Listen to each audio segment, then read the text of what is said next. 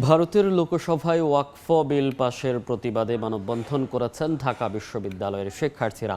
শুক্রবার রাতে ঢাকা বিশ্ববিদ্যালয়ের রাজু ভাস্কর্যের পাদদেশে এই মানববন্ধন অনুষ্ঠিত হয়।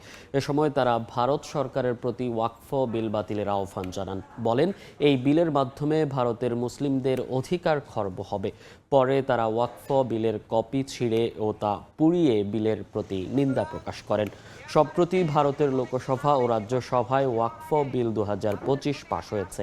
ভারতের মুসলিম সংগঠনগুলোর দাবি, এই বিলের কারণে ওয়াকফ বোর্ডের আওতাধীন মসজিদ, মাদ্রাসা সহ সকল সম্পত্তি নিয়ন্ত্রণ করবে সরকার।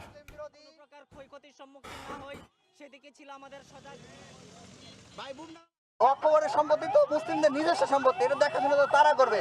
সেখানে অমুসলিমদেরকে কেন জোর করে এখানে তদারকি করাইতে হবে? এর মানে হচ্ছে আপনারা মুসলিমদের ধর্মীয় অধিকারকে খর্ব করতে চান। অনতিবিলম্বে আপনারা এই অন্যায্য মুসলিম বিরোধী ওয়াকফ বিল প্রত্যাহার করুন।